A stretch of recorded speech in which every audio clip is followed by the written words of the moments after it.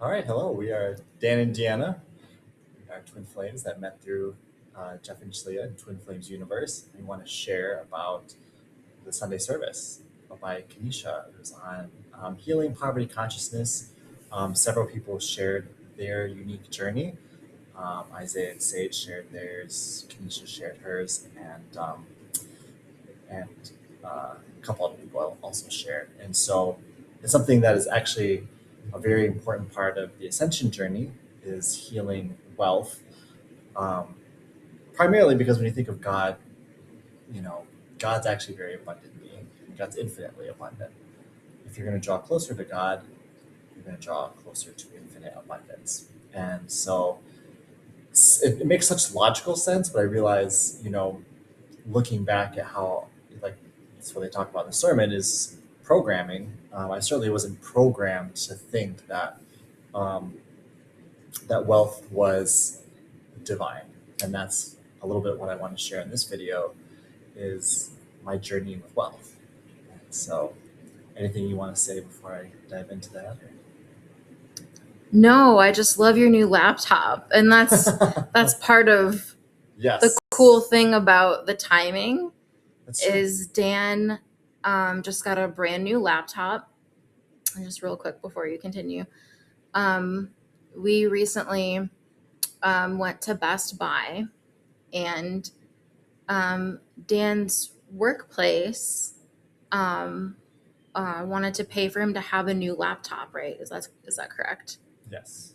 And so we went to pick one out, and I was like really drawn to this laptop. I just like walked right up to it and I was like, I think you should get this one. But I was, of course, the most bougie and the most expensive. And Dan had a block to that. And I was like, no, I really think it's this one.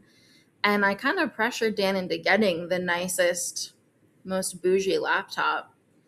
And then was technically still mid-range. I found some of them. Well, it wasn't the bougiest, Yeah. But for what we could afford, it Right. was the bougiest. Right. Yes. But I was like, I really feel all the energy in this laptop. This is where Dan's ascension is, in the area of laptops, because I walked right up to it. Which is kind of a technique you can use with your intuition, is like, I don't know if I should talk about that. I could get sidetracked. Anyway, so Dan brought this laptop home, and he's been resisting the laptop because it symbolizes his wealth and ascension. He was like, the pixelation hurts my eyes. I found all these little reasons. Right. And I was like, Dan, this is your laptop. And he fought me so hard on it that he went all the way back to Best Buy. And he had to be persuaded into keeping this laptop by someone who worked at Best Buy. He was a better salesman, to be fair. But yeah, it was about, and this is what the sermon was about too. If you just keep it simple, the good feeling was leading me to this computer. And if I just honestly, that's what I was saying, is the good feeling is that all the good juju was in this laptop. Yeah, and it was literally, but this is a part of healing programming. For some reason, I felt like I have to accept this laptop because this is what I thought I should have, and to kind of bypass my feelings. So, so this laptop, first video filming on this, and it's kind of apropos. It's so actually. cool. It's really apropos. That's why my eyes were going everywhere. I'm like, this is a fun laptop. I'm taking it all in. Yeah, so I want to share a little bit about my particular journey. I find it to be really interesting in the sense that it's really been a 180 in some ways. In some ways not, some ways definitely.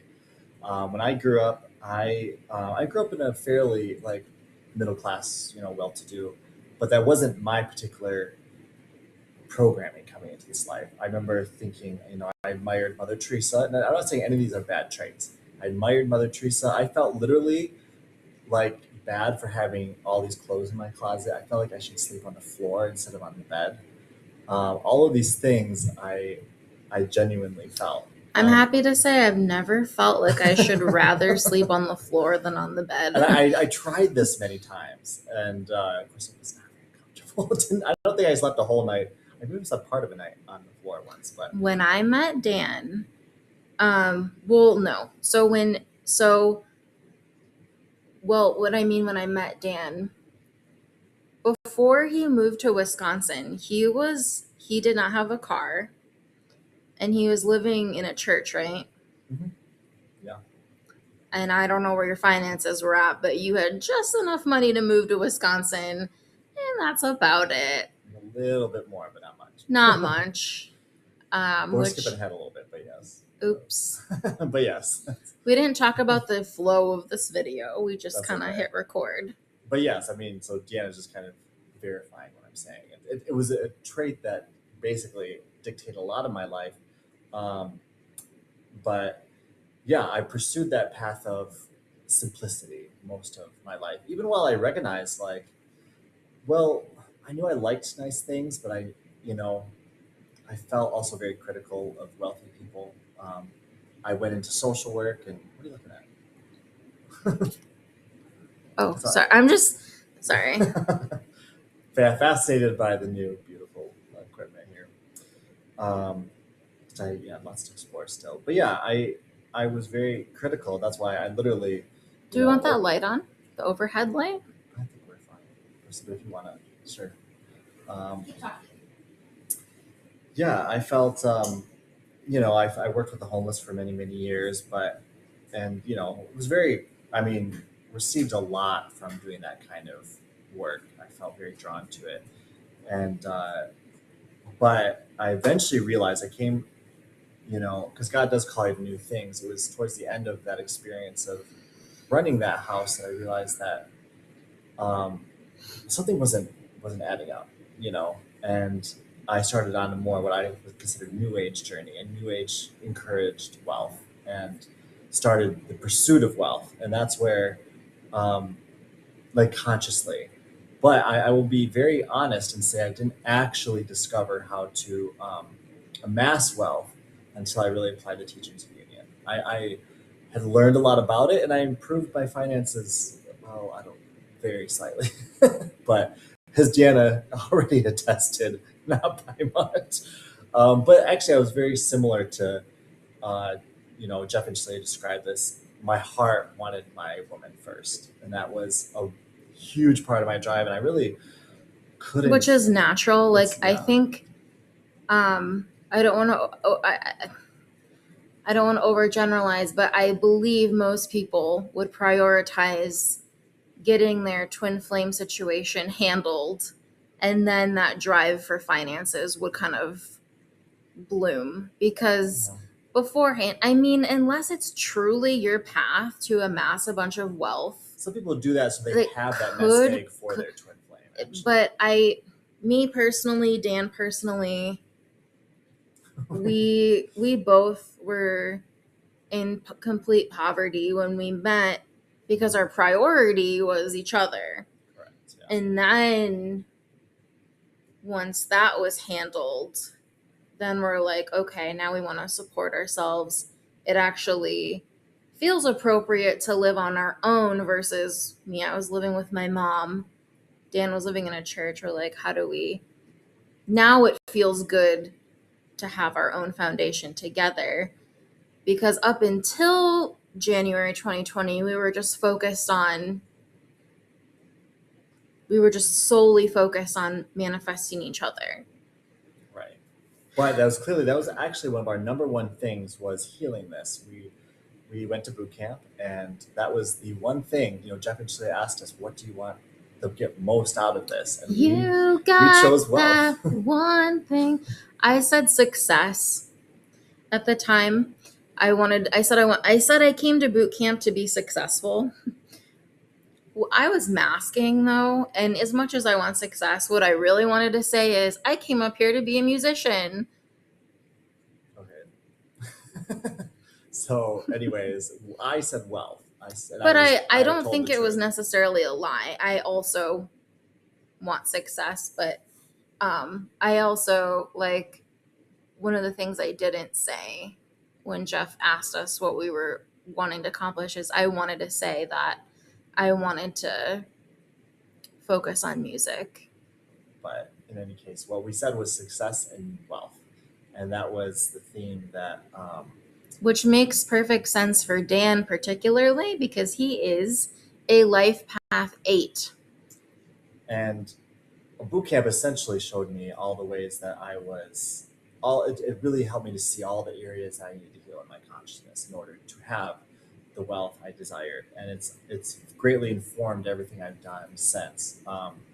It's about, I mean, honestly, the principles as you would think. You work hard, you love completely, you listen to God, you stay attuned to God, because God's the source of your wealth. That was something I really resonated with. Eve in the sermon talked about. Who? His name is Eve, I think. Eve and Laura. Oh, I'm Yeah. not sure. Yeah, it's pronounced Eve. And that sometimes spirituality can seem like the slow path, but it's the best path to wealth because it's the one founded in true and deep happiness. And I can say I've experienced this for myself. So once I found like my perfect person and my true love, I could focus on building up that life that I desired, and I had that passion for that. And I really applied that principle of staying attuned to God. That's honestly been number one, because Deanna and I, after kind of embarking on our own to build our wealth basically from scratch, after leaving boot camp, and that's a whole story in itself.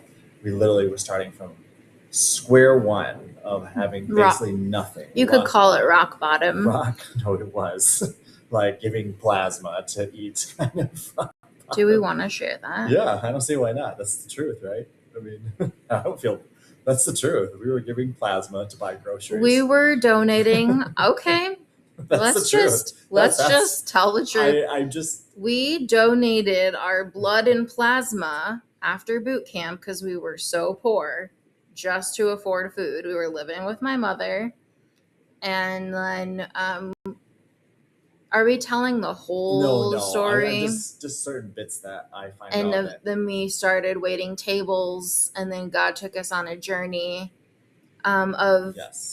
God took us on a very particular path of increasing our wealth and working in different industries, all the way up to where we are now, living in the suburbs of Madison, making more money than either of us ever have, living more nicely than either of us have ever. And this is the best place I've ever been at in my life, is the life we've created together. And I'm really proud of it because of where we started.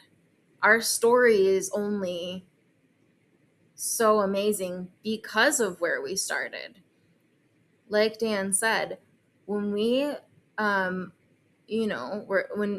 after boot camp, when we were banned from the church, we had nothing. We had essentially no one but my mother, who of course let us move back in with her. But yeah, we were donating plasma, we were donating blood just to have enough money. We were waiting tables. God asked us to be CNAs. We took a CNA class, and we were CNAs. This was during COVID. There was a CNA shortage, and they were desperate for CNAs. And so in the middle of COVID, when they were losing lots of CNAs, God asked us to step into this industry in a time of great need. We were working with elderly, taking care of them. It was a very, very high demand, high stress job. So it was waiting tables, especially if it's a busy restaurant. I was even working with patients with dementia and Alzheimer's, and I don't regret that. I would not go back and change that. God asked us to do that. There was literally a CNA crisis during COVID. They needed help so badly. to take care of these elderly people, and I wouldn't change that part of my journey. But I could also never go back to that. I couldn't go back to waiting tables at this point in my life. I couldn't go back to being a CNA at this point in my life, because it's once you transcend something and you find something that's more peaceful and balanced for you, you you do everything you can to keep it. um Yeah, that's why it's an ascension journey. You want to maintain your ascension. because when you tune in to where you came from and really look at it and compare it to where you are now, you're going to be like, no, I'm not going back to that. Absolutely not. Well, essentially, what we were doing, to be honest, we were clearing massive amounts of karma. You have to walk the path of your individual soul. And for us, we have to clear karma. We had to learn spiritual lessons. A lot had to happen and for us to get to this level of wealth. I also want to say, though, in regard to being CNAs, and when I write my autobiography, I will spell this out more clearly and in more detail. We did not, when we were waiting tables in Beaver Dam, we did not just wake up one day and go, I think I'm going to be a CNA. That's not what happened. Never ever. That's not what happened. We were hustling, waiting tables, watching TFAS and LPC, doing our spiritual work together. And we were essentially, it came to a point where I was telling God that I felt like something needed to shift. I'll never forget this. You and I were both kind of done with waiting tables at that specific restaurant. And essentially what happened is we were talking to God, and we were like, we will take the open door. We feel like it's time to move on to something else. But we didn't know what that would be. And then there was one day that I woke up and I was feeling terrible, by the way.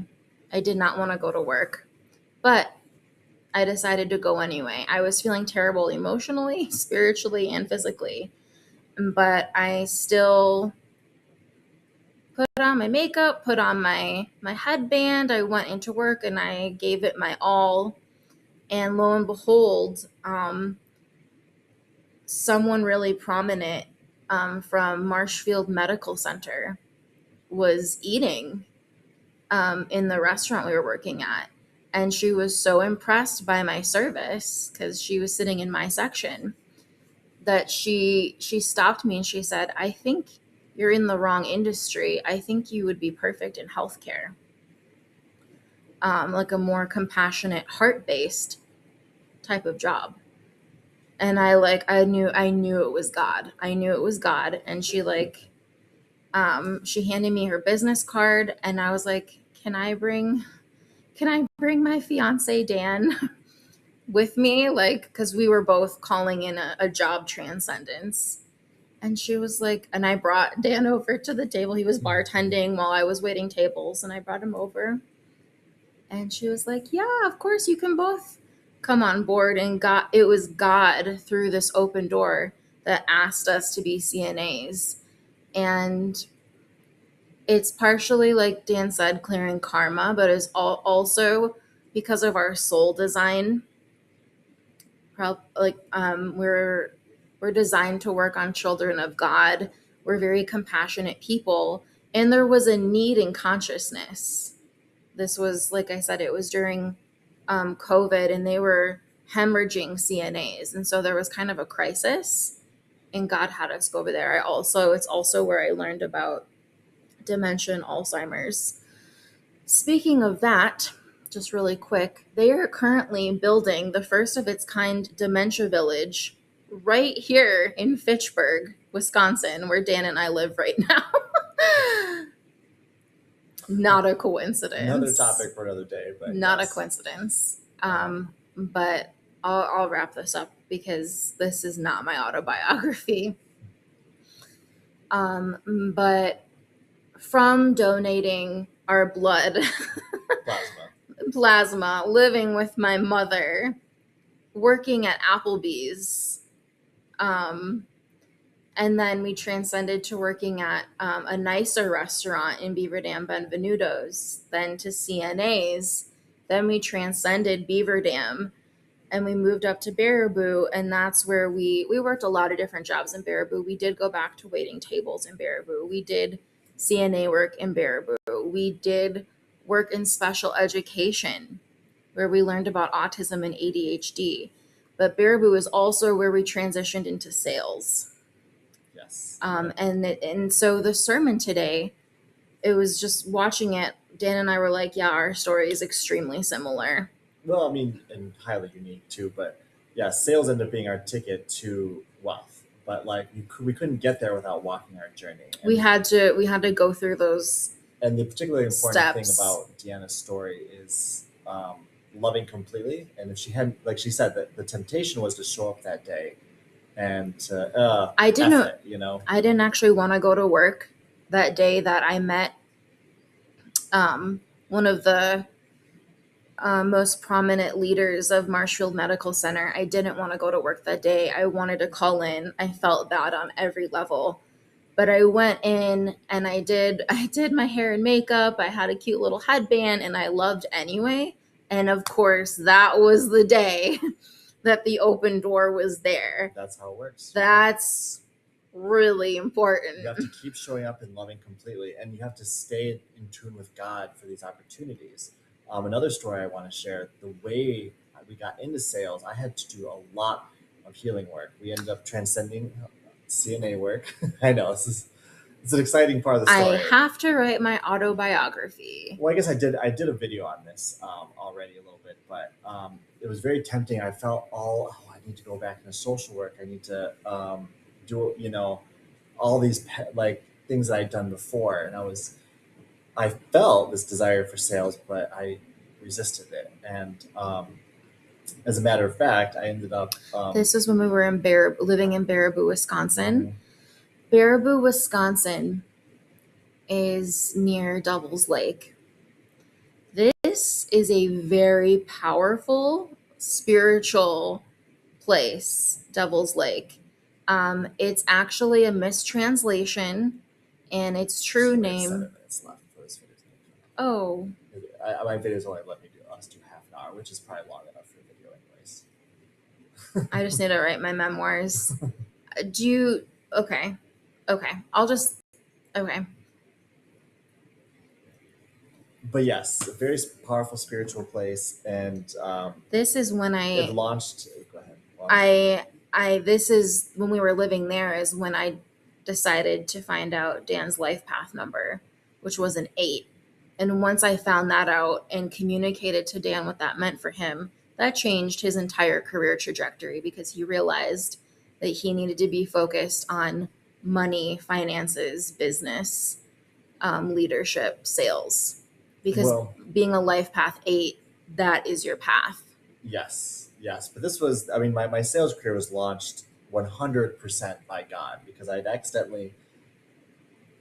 had no job opportunities except for waiting tables. And it was such a hellish experience. I showed up for one day that literally I'll never forget. The fire of God burst through me. And I had found this opportunity to sell timeshare. And this company had a terrible reputation, just as bad as it gets. Everything was saying, on the outside, don't do this job, except for my heart was like, it's the only thing. Death is everywhere. Life is only here. That's God. It literally is. Actually, we had many critical junctures along the way, but that is God. God will literally, even been like that, the waiting the tables at that one place, that would have been death to stay there. And you can feel it in your heart. It's that crucial to follow God. And so that's how it was for me. I didn't even have a car at the time for myself, because Deanna had chosen a different job. So at this point that Dan's talking about, I had chosen a different job and I was using my orange Subaru Crosstrek. And so Dan was left with a bike that literally said Genesis on it. It was hell. And he biked to Little Village in Baraboo and There was was like how- a host and cook. And within like how many days? Well, we have 5 minutes. I want to make sure that So He was like, fuck this. no, it was one day there. And he transcended it that I fast. woke Deanna up in the middle And of the then night. he burst into sales and he hasn't gone back. I woke her up in the middle of the night and I said, I have to take your car. I have to go to an interview tomorrow. And I was like, have to. okay. You were a little resistant because this place literally had 1-star reviews everywhere. Because But- it's timeshare. Exactly. But God knew this is why you have to be in tune with God. Because the one thing they know is how to train salespeople. And they had an amazing sales program. And it got me passionate about my actual purpose, selling. Well, a big aspect of my purpose is selling. I enjoy selling vacations, even though there were aspects that maybe this place had to improve. It gave me a passion for what I wanted to do, which I carried into my sales career. And basically, I went all in with that and a series of jobs, just loving them completely until I transcended to the next level and the next, and just constantly going to that next level.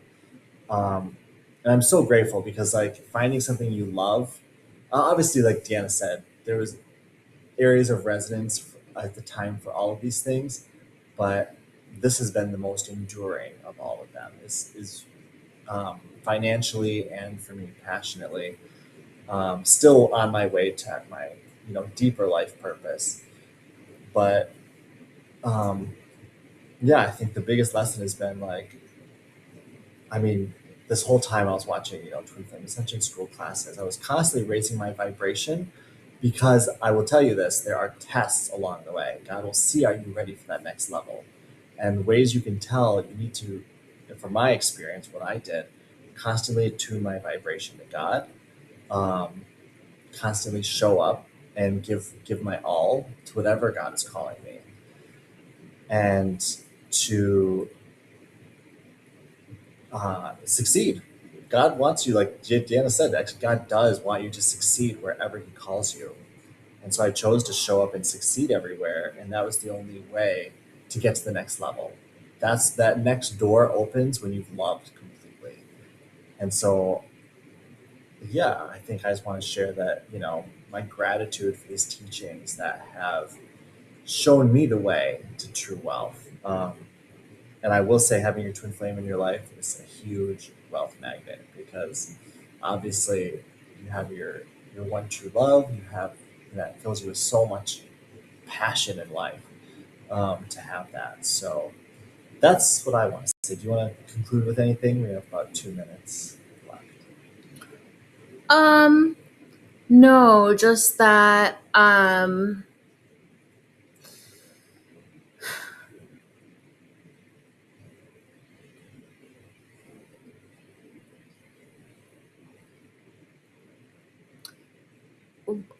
no. And we're complete. There's so much more I want to say, but it's really going to have to probably come out in a book. There you go. So I will link the Sunday service below so you can see it yourself. Thank you so much for watching. Wait. The last thing I want to say is something that Dan has taught me is that in life you should always live by the motto of this or better. Meaning, don't downgrade your situation thinking that your good's going to come when you downgrade. That's a mistake I made a few years back. And what Dan keeps saying, no, God is always this or better. God is always this or better. God's not gonna, like, you know what I'm saying? Yeah, this is why I think staying attuned to the teaching, because there's a lot of things that can tempt you off the path, but when you're in alignment with the truth of who you are, which is just following the good feeling, knowing your divinity, and loving, showing up and loving completely, you will stay on that path of wealth. But it's important to have, a really ultimately strong connection with God. He is the source of everything. That is number one. So thank you so much for watching. This is about to cut us off here. Yeah, because it was it was our relationship with God that led us in the path that we're on. It was only relationship with God, spiritual work, relationship with the teaching, relationship with each other. that got us here. And we're in the best place we've ever been. And that is ascension, my friends. Thank you for watching, and we'll see you next time.